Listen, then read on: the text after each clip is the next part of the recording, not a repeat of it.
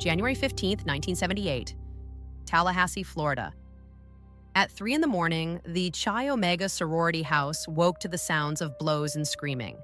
Within minutes, two female students were dead, 21-year-old Margaret Bowman and 20-year-old Lisa Levy. Two more, Kathy Kleiner and Karen Chandler, were barely alive with mangled faces and broken bones. The attacker vanished just as quietly as he had appeared. Police did not yet know that this was the work of a man already being sought across the country after his escape from prison. 1974, Washington. 4 years before the massacre in Florida, on the other side of the country, a series of disappearances begins. In Washington state, young women, students at local colleges, begin vanishing without a trace, one after another. 9 girls disappeared in just the first half of 1974 alone. 2 of them would never be found. The bodies of others would later be discovered in forests around Seattle. Only one student survived a vicious attack. She spent several months in a coma but recovered without any memory of that night. Those who disappeared were mostly college students, on their way home in the middle of the day. Someone didn't come back from a date, someone from a store, someone from the library. At some parking lots, witnesses recalled a light-colored Volkswagen Beetle seen on the days some of the girls vanished. I should note that this was the mid-1970s, and the term serial killer had not yet entered common usage. Law enforcement didn't even immediately grasp that all these crimes were the work of one man. However, the shared characteristics of most victims hinted at a serial killer. All were young, attractive, with long dark hair and a similar hairstyle. The girls vanished in broad daylight, and in almost every case, before disappearing, the girl had been seen with an attractive young man named Ted. On July 14th, 2 students disappeared from Lake Sammamish, a popular local beach, Janice Ott and Denise Naslund. Witnesses described an attractive young man in a white t-shirt who introduced himself as Ted and asked them to help load a boat onto the trailer of his Volkswagen Beetle. The guy had one arm in a cast. Both girls agreed to help. Then they got into his car and were never seen again. The killer wasn't hiding. He was acting brazenly in broad daylight in front of people. Detectives realized that the unknown kidnapper was exploiting his victim's kindness. He pretended to be helpless and asked girls for help to lure them to his car. Police compiled a sketch of the attractive Ted with the cast and began patrolling the area around the clock. The sketch and the perpetrator's tactics were published in all local newspapers and broadcast on TV. At the same time, Seattle formed a special task force of detectives from various districts and launched the TED hotline, which received hundreds of calls every day from people who claimed to have seen someone resembling the sketch. As you can imagine, processing that volume of reports was difficult, if possible at all.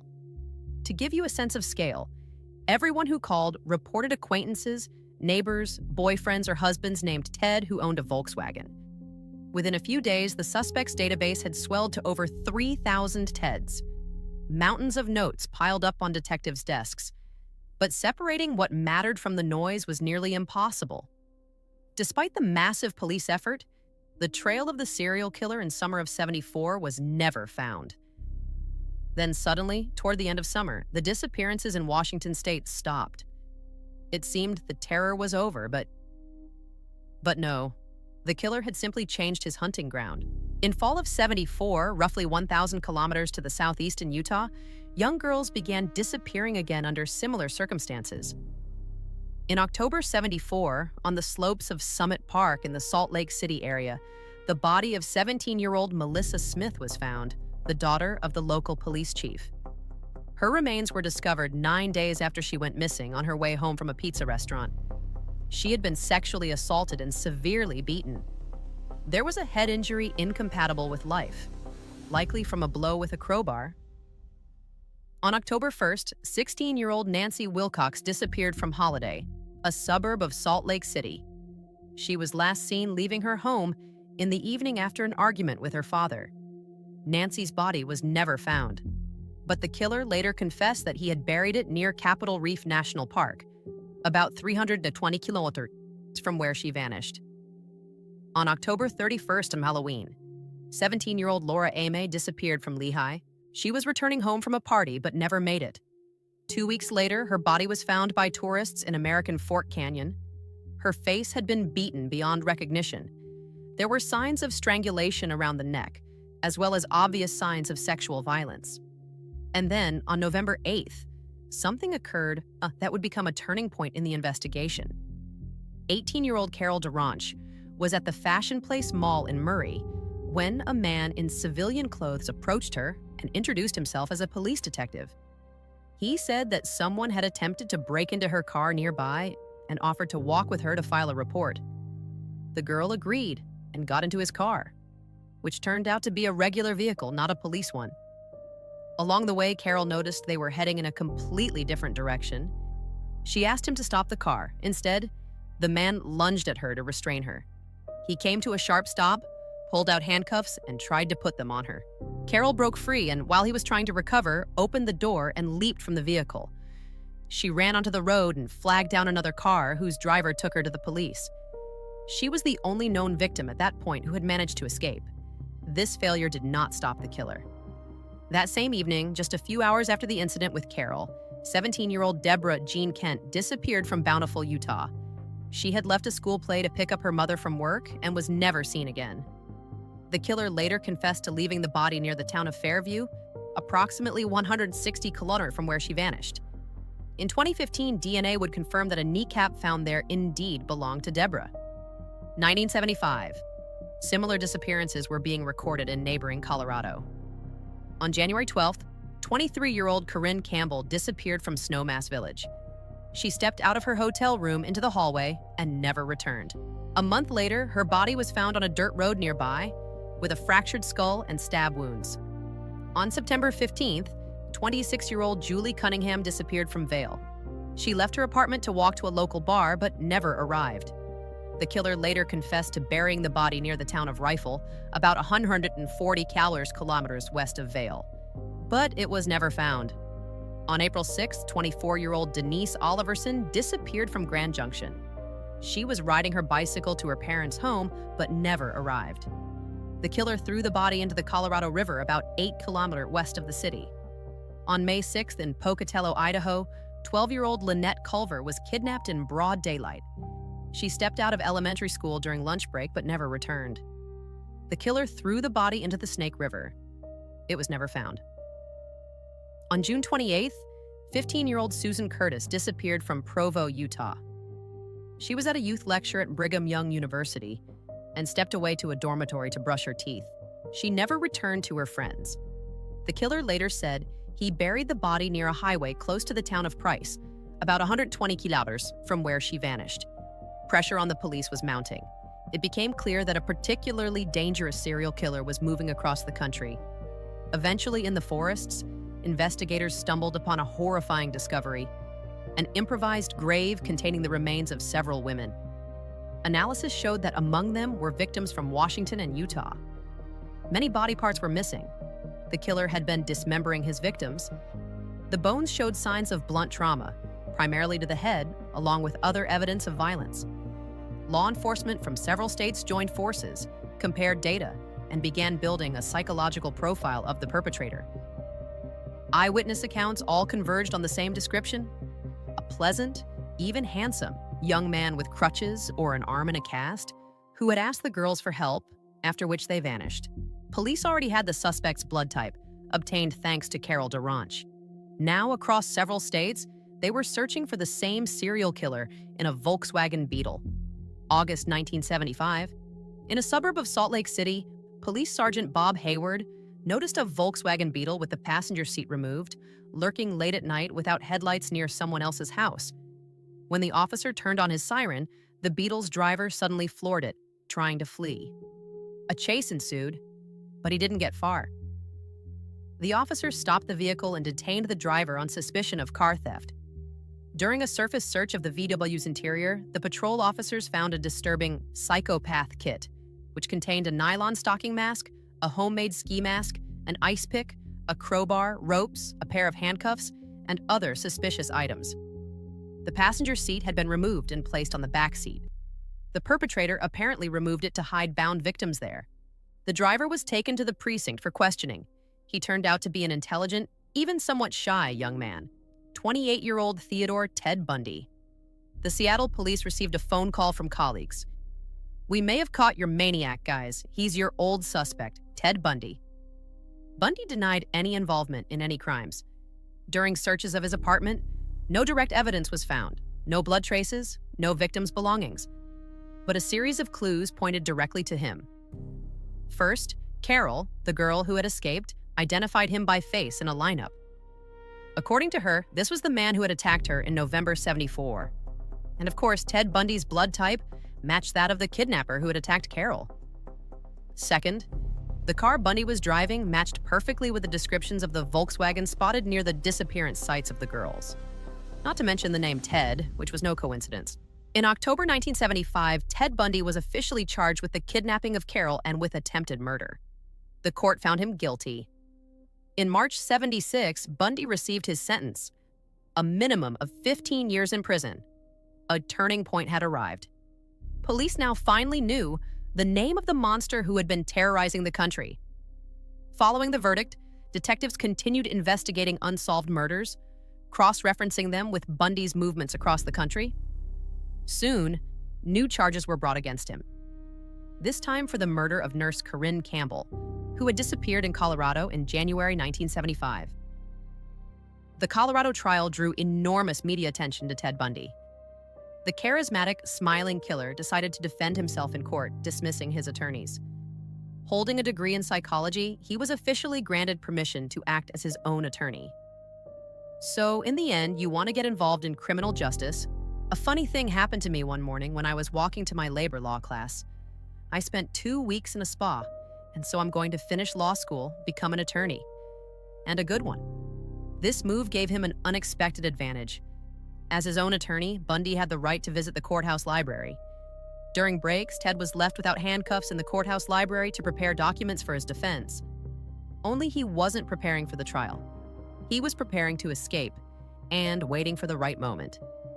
On June 7, 1977, during one such visit to the library, Ted seized an opportunity when the escort was absent and jumped out of a second-floor window of the building, fleeing on foot.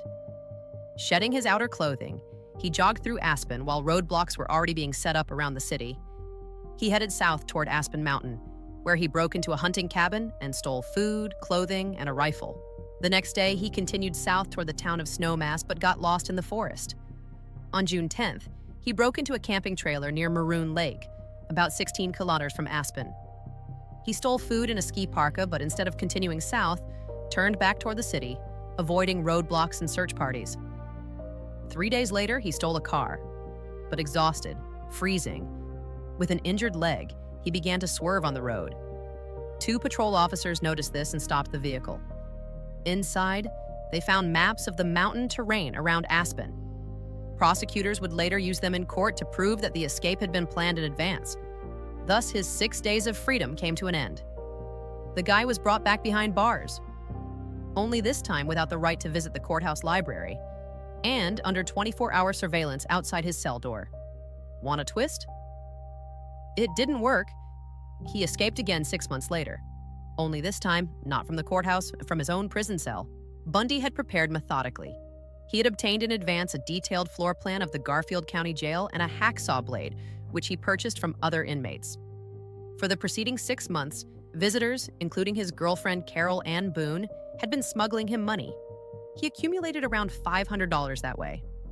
In the evenings, while other inmates were showering, Ted was sawing a hole approximately 30 centimeters between the steel reinforcing bars in the ceiling of his cell. During this time, he had lost 16 kilos to be able to squeeze through the narrow opening. On December 30th, 1977, Bundy cut through the ceiling and climbed out while the guards were celebrating New Year's Eve. He crawled through the crawl space to a storeroom above the warden's apartment, climbed down, changed into civilian clothes, and calmly walked out through the front entrance. Police put out another search bulletin. Photos of Bundy were posted on every lamppost and broadcast on television. The FBI added him to the list of the 10 most wanted criminals in the United States. Meanwhile, Ted Bundy headed as far from Colorado as possible, to the sunny East Coast, where he would continue his killing spree. We'll return to that. But first, let's step inside the mind of serial killer Ted Bundy to understand how he became this way and what drove him. Teddy was born on November 24, 1946. in Vermont. His mother was his biological sister. Calm down, I'll explain. His mother, 22-year-old Eleanor Louise Cowell, didn't know who the father of her son was. But in those times, people were strict conservatives, and being an unwed mother was considered shameful. So Teddy's family decided to hide the truth to protect Louise's reputation. It was decided that Grandma and Grandpa would raise Ted as their son, while his mother Louise would be presented as his older sister. That's how the boy grew up believing that his mom was actually his older sister. Bundy lived his entire childhood believing this fiction, until the truth eventually came out. It is officially known that Ted found his birth certificate and uncovered the family secret. Psychologists speculate that the shock of this discovery was his first deep trauma. Ted's grandfather had a harsh character. He beat his wife, terrorized the household, and abused animals. An interesting memory from Ted's aunt. She recounted that once, when her nephew was still small, she woke up to find that Ted had arranged kitchen knives all around her and was standing next to her, smiling. I remember thinking, I was the only one who found this strange. Nobody did anything. What caused this behavior is unknown, but the incident was telling. Psychiatrist Dorothy Lewis expressed the view that such behavior occurs only in very severely traumatized children who have either endured extraordinary violence themselves or have witnessed brutal violence in the family. In 1951, his mother came with Ted to Washington State, married there, and gave him the surname of her new husband, Bundy. The boy grew up as a withdrawn, shy teenager who was teased by his peers for being odd. At the same time, dark inclinations manifested very early. He could suddenly strike a friend with a stick, dig pits and traps in the forest, or torture animals, tearing small rodents apart.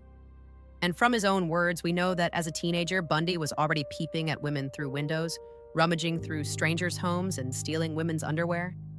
He also enjoyed viewing violent pornography.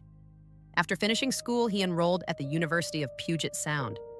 In his second year, Bundy transferred to the University of Washington in Seattle, and in '72 successfully graduated with a degree in psychology. Ted was extremely shy in his early years. For years, he had no girlfriend. But everything changed when Ted fell in love. The relationship didn't last long. The girl left him, which triggered deep depression.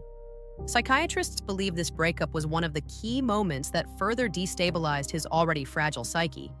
When he finally emerged from that state, he seemed reborn. The old shyness was gone, replaced by confidence and even the ability to manipulate people, especially women. He soon began a new relationship, and in time, managed to rekindle interest from his ex. During this period at the University of Washington, he also bought his first car, a beige Volkswagen Beetle. But this outward success was merely a mask. Something had been rotting inside for several years. There is one version that was never proven, but I'll mention it anyway. At age 14, he allegedly, and I stress allegedly, beat 8-year-old Anne-Marie Burr in his hometown. The girl vanished from her own home, and some details of this case resembled Bundy's later methods. He denied it, but investigators suspect this may have been when he first felt power over a life. But the killer's true initiation would come later. Neighbors described him as a polite and courteous young man. He changed jobs, worked at a crisis hotline helping people in emergencies, interned at Republican Party headquarters, worked at a store. No one could have imagined this perfect neighbor was leading a double life. Over time, the obsession with power over women became a need. In January 1974, a few weeks before his first confirmed murder, Bundy attacked 18-year-old Karen Sparks, a student and dancer in Seattle. One night, he broke into her apartment and savagely beat her with a metal rod, then committed sexual violence using a metal object. Karen miraculously survived, but sustained severe brain injuries and lost all memory of that night. She spent several weeks in a coma and was left with permanent health problems. For Bundy, this attack was likely a test run. He saw that he could enter strangers' homes without consequences and subdue his victim. This was probably his true initiation as a serial killer. Ted began to kill, and to kill often. The first known Bundy murders date to '74. He planned his crimes coolly and methodically. He used his appearance and knew how to gain trust. He often feigned injury, putting on a cast to generate sympathy and lure a victim to an isolated spot. In some cases, he posed as a police detective or something similar. When an unsuspecting woman agreed to help, Bundy would suddenly strike her on the head with a heavy object, put on handcuffs, and drive her somewhere remote, where he would assault her and ultimately strangle or beat her to death. But death was not the end. It is known that Ted violated his victims' bodies even after their deaths, returning to where he had left the corpse for repeated sexual acts. That, ladies and gentlemen, is necrophilia. On top of this, he decapitated his victims and kept the heads as trophies. In some cases, he resorted to cannibalism. He left bite marks on most of his victims, and this bastard managed to escape from prison. January 15, 1978, Florida. Ted Bundy escaped from prison, had settled in the student town of Tallahassee, passing himself off as a student under the name Chris Hagen. On the night of January 15th, the mass murder at the Florida State University sorority house occurred, the one I opened with. Escaped serial killer Ted Bundy broke into the women's dormitory Chi Omega at 3 in the morning. He killed 2 students, 21-year-old Margaret Bowman and 20-year-old Lisa Levy, and he nearly beat 2 others to death. They miraculously survived. The crime scene was so bloody that some of the responding officers actually passed out. Now, one of the murdered girls, Lisa, had the killer's signature mark left on her body, a deep bite mark on her buttock. A few blocks away that same night, he attacked another young woman, 21-year-old Cheryl Thomas. He broke into her place through a window and fractured her skull with a metal rod. Cheryl survived only because a neighbor heard a moan and called the police in time. At that point, police did not believe this was the work of escaped convict Ted Bundy. The modus operandi seemed different from Bundy's signature, but they were still looking for him, unsuccessfully, because 26 days later, he killed again. February 9, 1978, in the small town of Lake City, Florida. In broad daylight, right from school grounds, 12-year-old Kimberly Leach disappeared. 2 months later, her body was found abandoned in the woods near a highway. The medical examiner determined that the girl had died from significant blood loss. There were wounds to her throat from a knife and multiple stab wounds. She had also been assaulted before her death. Kimberly became the last known victim of serial killer Ted Bundy. February 12, 1978. Bundy was running out of money. He realized things were getting dangerous and he'd soon be caught. So he stole a car, and yes, a Volkswagen Beetle, like the one he had used for his murders. He headed west from Tallahassee. On the night of February 15th, around 1 a.m. near the Alabama state line, patrol officer David Lee noticed a dark Volkswagen Beetle with its headlights off.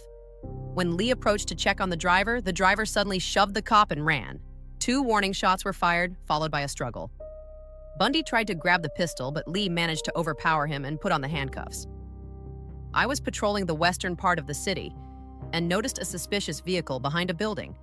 In accordance with procedure, I ran the plates and the system showed the car was stolen. At that point, I stopped him and the suspect resisted arrest. In the stolen car, they found 3 sets of identification belonging to female students at the University of Florida, 21 stolen credit cards, a television set, as well as dark sunglasses and plaid pants. David Lee didn't yet know he had detained the very same Ted Bundy. On the way to the precinct, not yet knowing that in his hands was one of the most wanted FBI fugitives, Lee heard the detainee say, "I wish you had killed me." Already at the precinct, after reviewing the FBI wanted notices, no doubts remained. Ted Bundy had been apprehended for the 3rd time. After this arrest, forensic experts made a detailed cast of the suspect's teeth and compared it to photographs and bite mark samples found on Lisa Levy's body. The pattern matched down to the tiniest scratches and chips in the enamel. This would become the key piece of evidence. June 1979, Miami. The trial of Ted Bundy begins for the murders at the Florida State University dormitory. The trial was broadcast across the country and nearly turned into a reality show. This led to some women seeing him not as a monster, but as a crush.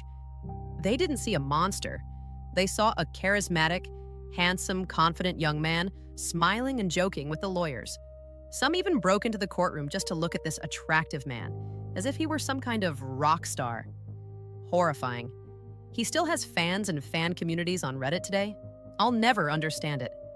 Although he was assigned an attorney, he still refused to stay quiet and defended himself in court. At hearings, Ted put on a performance, speaking about himself in the third person, arguing with the judge, aggressively cross-examining prosecution witnesses. It was clear he enjoyed the attention. The killer himself hinted that the victim count was much higher, citing figures of 50 or even 100. In my subjective opinion, that was not true. He was simply stalling for time while waiting to be fried in the electric chair. The classic story. Serial killers kill easily, but when it comes to their own death, they don't want to go and cling to life by every possible means. Bundy called himself the most dangerous son of a bitch you'll ever meet. Experts note that he was driven not by greed or personal grievance, but by a pathological craving for violence and total domination over his victims. In his final days, Bundy was giving interviews, carefully shaping himself into something almost like a victim. They blamed everything: the alcohol, the pornography. In his years of psychiatric evaluation, no diagnosis was ever definitively confirmed. Experts suggested bipolar disorder, multiple personality disorder, and most commonly antisocial personality disorder. He had the classic traits of a psychopath: manipulation of others and a complete absence of guilt or remorse. On the PCLR test, he scored 39 out of 40. The prosecution's main ace was the miraculously preserved dental impression of Bundy's, which matched the bite mark on the victim's body. The defense tried to challenge this evidence, claiming the methodology was questionable, but the jury needed only to see the before and after photos to understand that only Bundy could have left such a bite. 1 week later, Florida handed Ted the death sentence: the electric chair. After the verdict, Ted buried the court in appeals for the next 9 years. In 1989, literally a few days before his execution, he finally began giving confessions in installments, bargaining for